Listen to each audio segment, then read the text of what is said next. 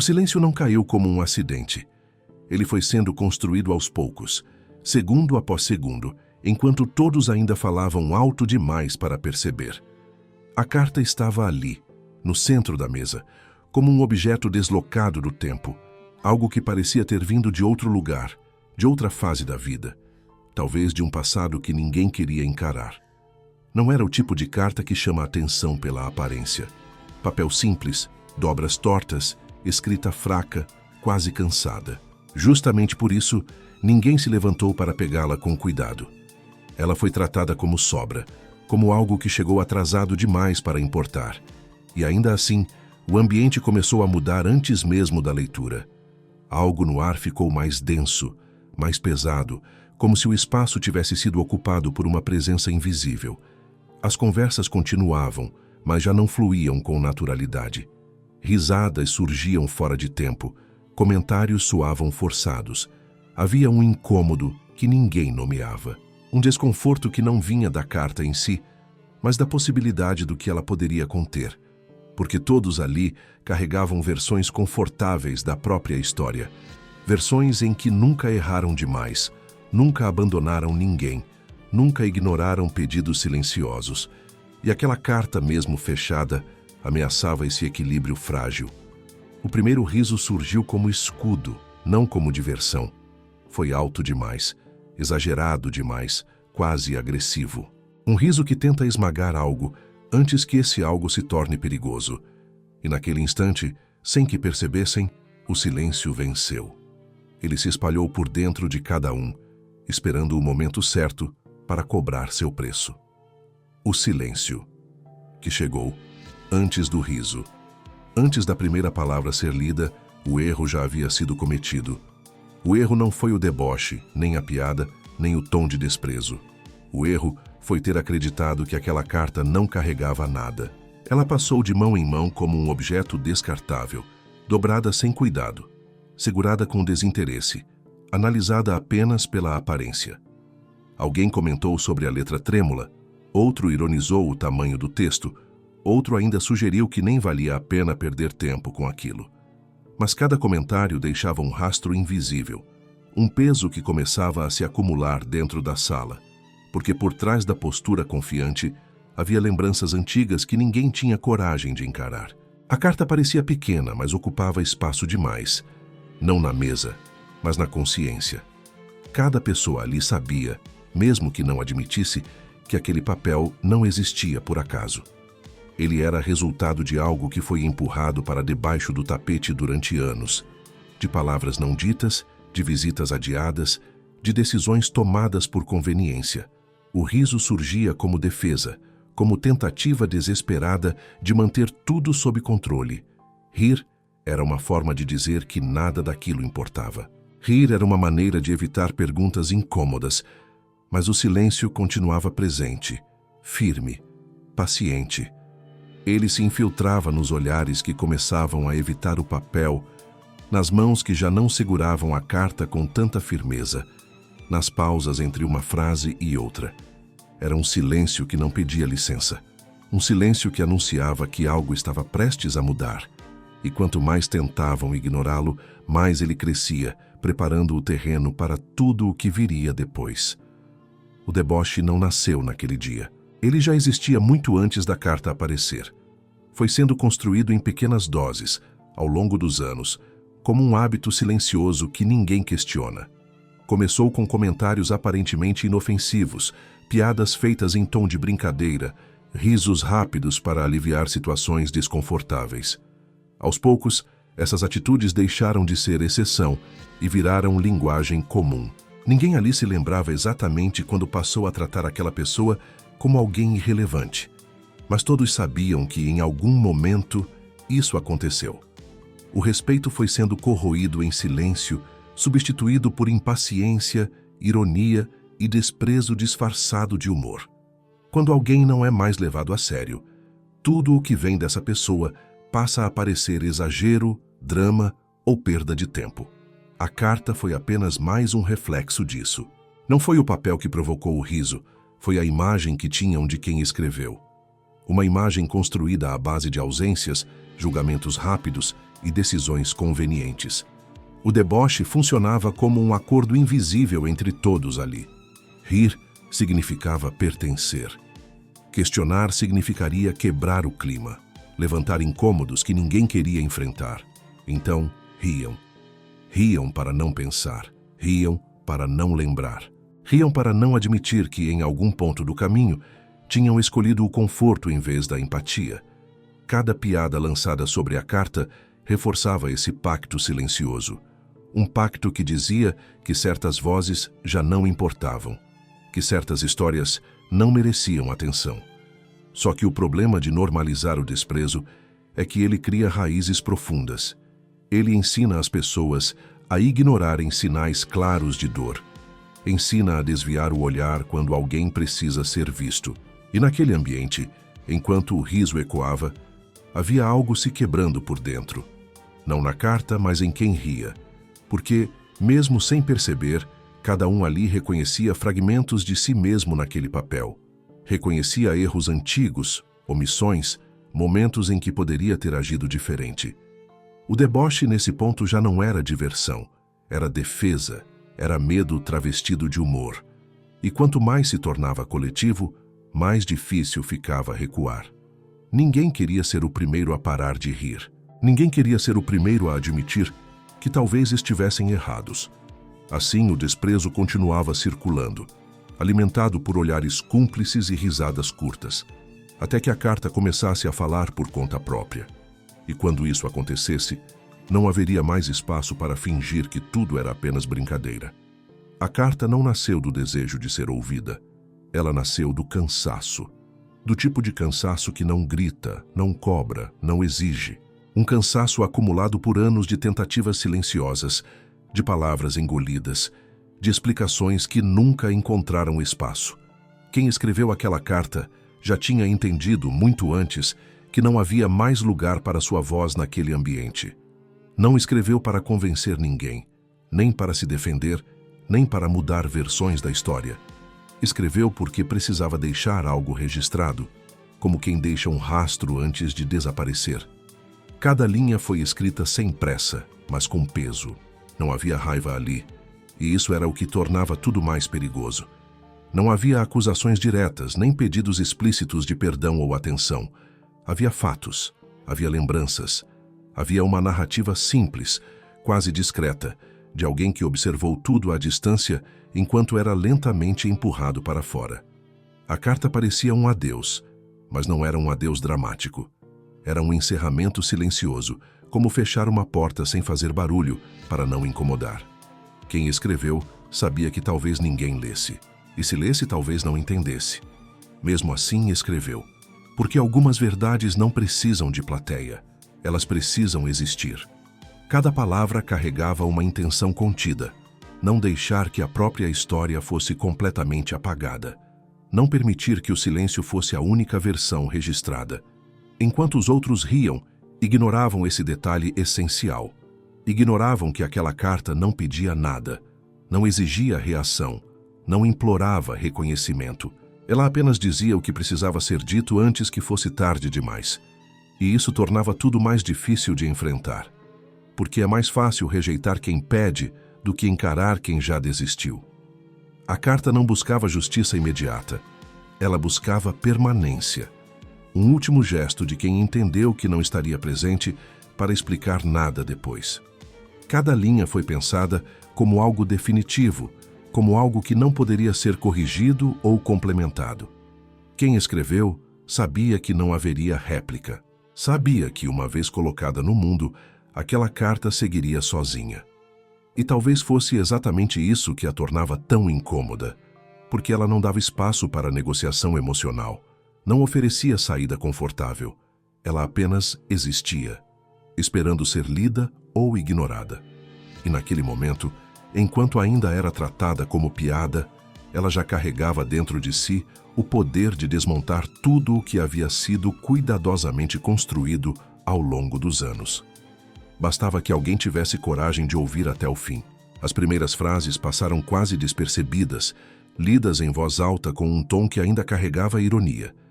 Mas pouco a pouco, algo começou a sair do lugar. Não era o conteúdo explícito, não era nenhuma acusação direta, nem uma revelação imediata. Era a precisão. Frases simples demais para serem genéricas, específicas demais para serem coincidência. A carta citava detalhes que só quem esteve presente poderia saber.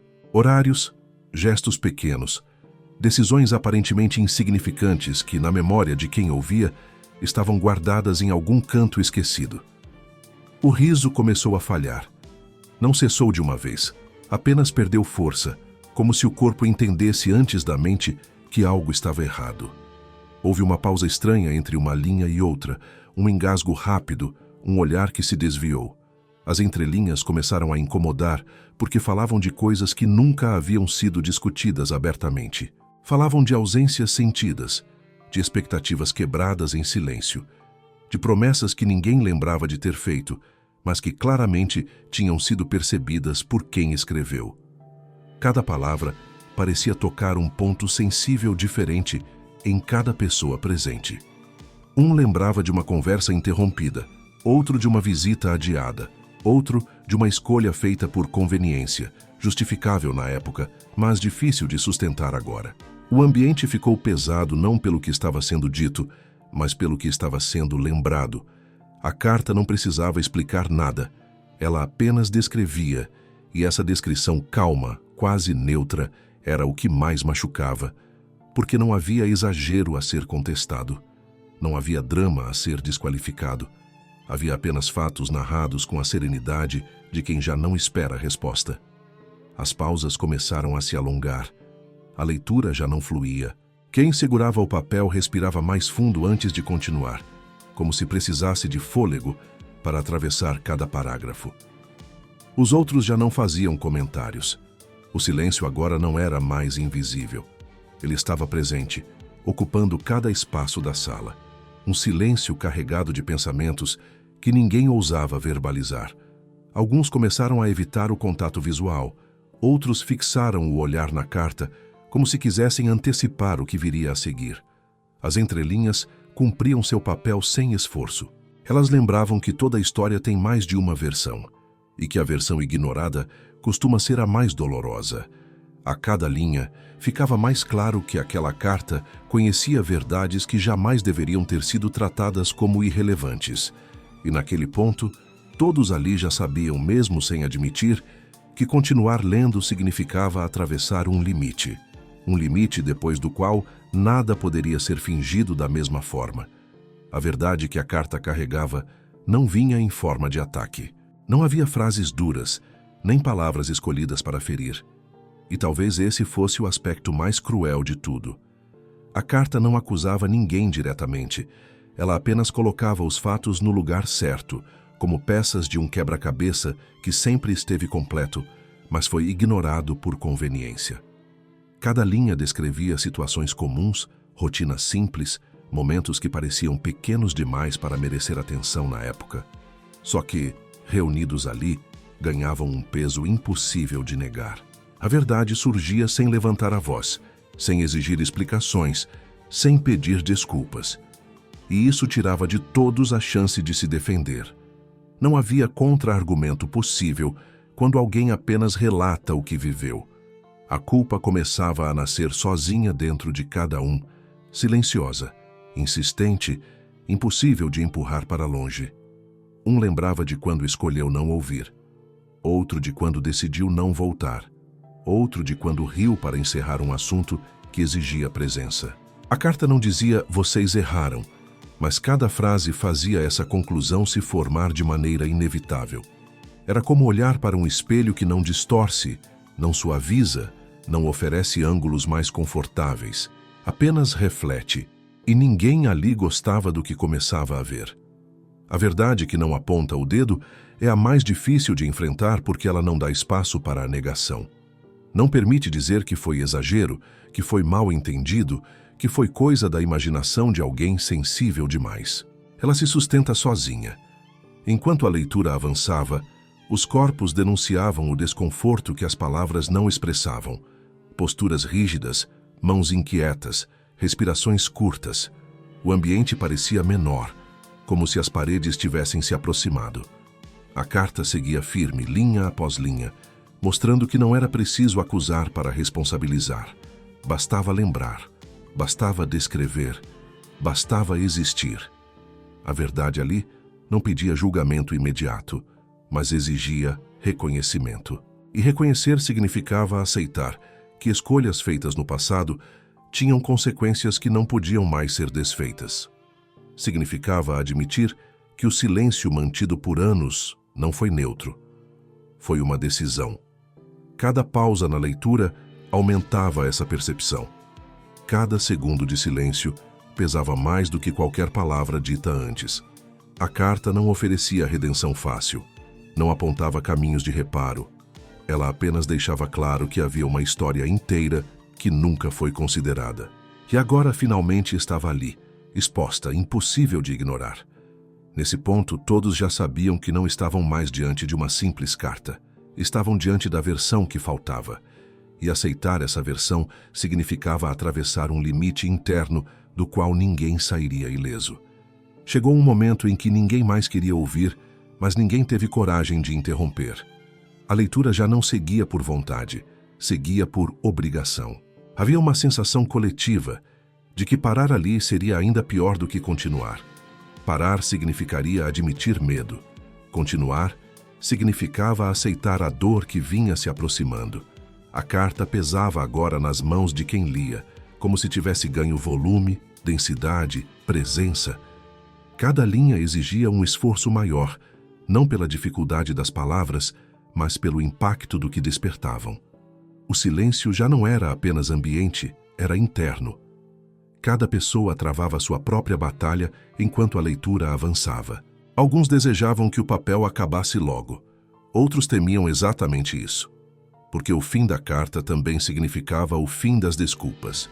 As frases começaram a ser lidas mais devagar, com pausas involuntárias, como se o corpo precisasse de tempo para absorver o que a mente resistia em aceitar. Ninguém comentava mais nada. Não havia mais ironia, nem risos, nem tentativas de quebrar o clima. O deboche havia morrido ali, substituído por um desconforto profundo. O tipo de desconforto que surge quando se percebe que certas escolhas foram definitivas. A carta seguia descrevendo situações simples, mas agora cada palavra parecia carregar um peso acumulado de anos. Era impossível não reconhecer padrões. Era impossível não lembrar de cenas que haviam sido empurradas para longe por conveniência. A leitura continuava porque ninguém queria ser o responsável por silenciar aquela voz pela segunda vez. Mesmo assim, o desejo de que aquilo acabasse crescia a cada linha. Não porque fosse longo demais, mas porque estava chegando perto demais. Havia uma sensação clara de que algo irreversível estava prestes a ser dito. Algo que não permitiria respostas rápidas, nem justificativas improvisadas. Continuar lendo era como caminhar em direção a um precipício, sabendo que não havia como voltar. O papel tremia levemente, não por fragilidade, mas pelo peso da consciência que ele carregava. E todos ali sabiam, mesmo sem trocar uma única palavra, que a próxima parte mudaria tudo. Que depois disso, não haveria mais como fingir que não ouviram. A leitura seguia, lenta, inevitável, conduzindo cada um ao ponto exato onde o passado encontra suas consequências. E quanto mais perto chegavam do fim, mais claro ficava que a dor maior não seria o que a carta revelaria, mas o fato de perceberem que já era tarde para fazer diferente. A última linha não veio com estrondo. Não houve revelação teatral, nem frase de impacto pensada para chocar. Ela chegou simples, quase tímida, como todo o resto da carta. E talvez por isso tenha sido devastadora. Até aquele ponto, ainda existia uma ilusão silenciosa de que algo poderia ser dito depois, de que alguma explicação poderia amenizar o peso, de que ainda haveria espaço para diálogo. A última linha arrancou essa ilusão sem esforço. Ela não deixava perguntas em aberto, não oferecia espaço para interpretação, não atacava, apenas informava. Um fato, um gesto feito no passado, uma escolha tomada em silêncio. Algo que havia sustentado tudo o que veio depois e que ninguém ali conhecia. Quando aquelas palavras foram lidas, o ar pareceu desaparecer da sala. Não houve reação imediata, porque o corpo precisou de alguns segundos para entender o que a mente acabara de ouvir. A última linha não pedia nada, não explicava mais nada. Ela encerrava. Como um ponto final colocado no lugar exato onde todos esperavam uma vírgula. Ali ficou claro que não havia resposta possível. Não havia justificativa aceitável. Não havia pedido de desculpas que alcançasse aquele ponto. A informação revelada explicava ausências, escolhas estranhas, silêncios prolongados. Explicava por que certas coisas nunca foram ditas em voz alta. E, ao mesmo tempo, tornava tudo ainda mais pesado. Porque mostrava que, enquanto riam, enquanto minimizavam, enquanto adiavam, alguém havia tomado uma decisão definitiva pensando neles. Uma decisão que agora não podia ser revista. A última linha não levantava a voz, mas calava todas as outras. Quem segurava a carta deixou o papel escorregar lentamente entre os dedos, como se o corpo já não tivesse força para sustentá-lo. Ninguém se mexeu, ninguém falou. O silêncio que tomou conta do ambiente não era mais desconforto, era reconhecimento tardio. Cada pessoa ali entendeu, no mesmo instante, que havia ultrapassado um limite sem perceber. Que o deboche não tinha sido apenas desrespeito, tinha sido a última camada de injustiça sobre algo que já estava decidido. A última linha não permitia réplica, porque não havia sido escrita para provocar reação. Ela existia para encerrar uma história que nunca foi devidamente ouvida. E naquele exato momento, todos compreenderam que certas verdades não chegam para serem discutidas, chegam para serem aceitas, mesmo quando isso acontece tarde demais. Depois da última linha, não houve explosão emocional, nem acusações jogadas no ar, nem tentativas desesperadas de justificar o que já não tinha defesa. O que veio foi mais pesado. Veio o entendimento. Um entendimento lento, profundo, que não se impõe de fora para dentro, mas cresce por dentro como um peso que se instala no peito e não encontra onde se apoiar. Cada pessoa ali começou a refazer mentalmente a própria história. Não como sempre contou para os outros, mas como ela realmente aconteceu. As escolhas que pareciam pequenas agora se revelavam decisivas. As ausências justificadas pelo cansaço, pela rotina, pela falta de tempo, agora se mostravam como abandono. As palavras não ditas ganharam volume. Os silêncios escolhidos deixaram de ser neutros. Tudo começou a fazer sentido tarde demais. Não havia mais como discutir versões, porque a carta havia preenchido todas as lacunas. O arrependimento não veio em forma de choro imediato. Veio como um peso constante, incômodo, que não permitia fuga. Alguns encararam o chão por longos minutos, como se procurassem ali uma resposta que não existia. Outros fecharam os olhos tentando voltar no tempo, imaginando como teria sido se tivessem agido diferente, se tivessem ouvido mais, se tivessem rido menos. Mas o passado não respondia. Ele apenas se impunha. O entendimento tardio é cruel porque chega acompanhado da consciência de que não há mais como reparar completamente. Há desculpas que não alcançam certas verdades. Há pedidos de perdão que não encontram mais quem os escute. E isso começou a se tornar claro para todos ali. O que doía não era apenas o que havia sido revelado, mas a percepção de que os sinais sempre estiveram ali. A carta não trouxe algo totalmente novo. Ela apenas organizou aquilo que já existia, mas havia sido convenientemente ignorado. Cada um passou a carregar sua parcela de responsabilidade sem que ninguém precisasse apontar. O silêncio que tomou conta do ambiente não era mais desconfortável, era pesado, definitivo. Um silêncio que não pedia palavras, porque nenhuma seria suficiente. A compreensão tardia transforma o arrependimento em companhia constante.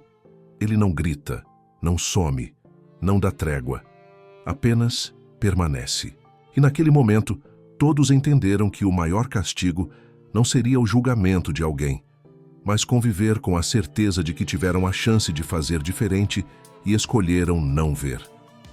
Essa consciência passou a pesar mais do que qualquer punição externa, porque não havia mais como voltar, não havia mais como fingir, tudo estava claro demais agora. E esse tipo de clareza, quando chega tarde demais, muda uma pessoa para sempre.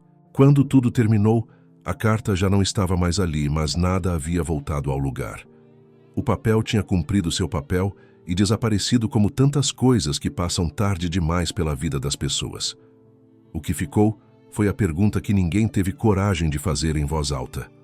Quantas cartas semelhantes são ignoradas todos os dias enquanto ainda existe tempo? Quantas histórias são tratadas como exagero, drama ou perda de tempo apenas porque vêm de quem já foi silenciado aos poucos? A conclusão não veio como consolo, veio como alerta. Porque aquela carta não falava apenas de uma família, de um grupo, de uma situação isolada. Ela falava de um padrão humano antigo, repetido em lares diferentes, com rostos diferentes, mas com o mesmo desfecho. O desfecho de perceber o valor de alguém quando já não há mais espaço para corrigir. O que mais doeu ali não foi a revelação final, mas a constatação de que tudo poderia ter sido diferente. Bastava atenção, bastava escuta, bastava respeito. Pequenos gestos que sempre pareceram adiáveis.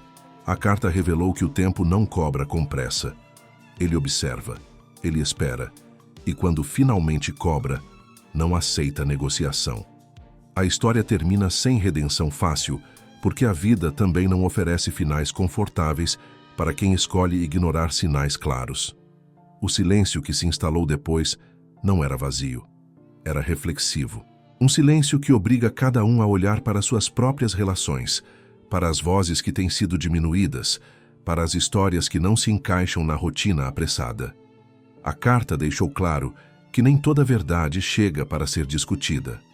Algumas chegam apenas para registrar que alguém existiu, sentiu, amou e decidiu em silêncio.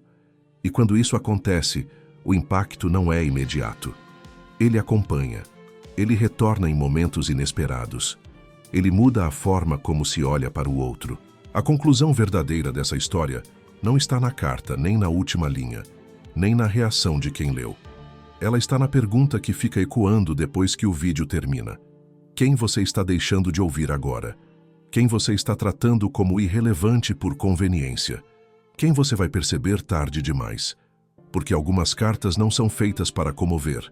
São feitas para lembrar que o desprezo cotidiano constrói tragédias silenciosas e que, na maioria das vezes, o arrependimento não nasce do que foi feito, mas do que foi ignorado enquanto ainda havia tempo.